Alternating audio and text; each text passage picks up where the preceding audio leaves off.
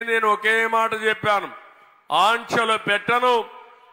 అందరి బిడ్డల చదువు కోసం అమ్మకు వందనం కింద ప్రతి ఒక్క బిడ్డకు 15,000 రూపాయలు ఇస్తారని చెప్పిన ప్రభుత్వం తెలుగుదేశం ప్రభుత్వం.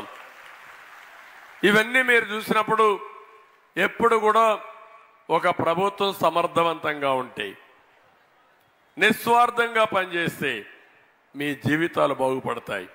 మీ ఊర్లో చూడండి, అన్ని కుటుంబాల్లో కుటుంబ పెద్ద యజమాని మంచివాడైతే, బాగా ప్లాన్ చేస్తే ఆ కుటుంబం ఎంతో బాగుపడుతుంది.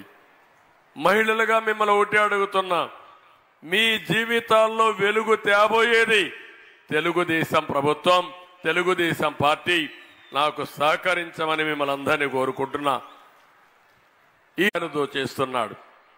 ఇవి రెండు చేయడమే కాదు, ఈరోజు పేదవాళ్ళు నిరుపేదలు అవుతున్నారు.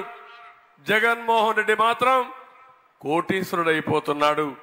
మనకు రావాల్సిన డబ్బుల్ని ఈ దొంగ దోచుకునే పరిస్థితికి వచ్చాడని చెప్పి కూడా నేను మీకు తెలియజేస్తున్నా.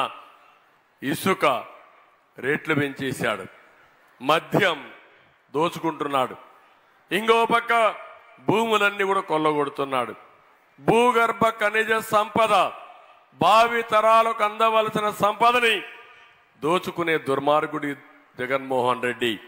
ఈ విధంగా ఆలోచిస్తే కడాన 30-40 సంవత్సరాలుగా కష్టపడి ఒక పరిశ్రమ పెడితే, ఒక పోర్టు కడితే గొంతు మీద కత్తి పెట్టి వేల కోట్ల రూపాయలు రాయించేసుకునే పరిస్థితికి వచ్చాడు. ఈరోజు రాష్ట్రంలో ఒక ప్రభుత్వం లేదు. అందుకే నేను చెప్తున్నా, మీకు ఇచ్చేది 10 రూపాయలు, దోచుకునేది మీ దగ్గర 100 రూపాయలు, రాష్ట్రాన్ని లూటీ చేసేది 1000 రూపాయలు లూటీ చేసి ఈయన మనుషులు దోచేసుకున్నారు. ఈ విషయం అర్థం చేసుకోమని కోరుతున్నా.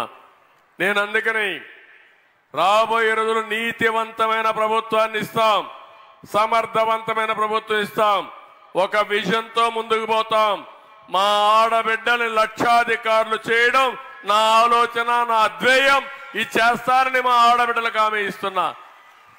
అది ఏ విధంగా చేస్తారని మీరు ఆలోచిస్తే, డాక్రా సంఘాలు పెట్టి 25 సంవత్సరాల తర్వాత ఇప్పుడు నిలబడ్డాయంటే అది నేను వేసిన ఫౌండేషన్, అది నేను చూపించిన దారి.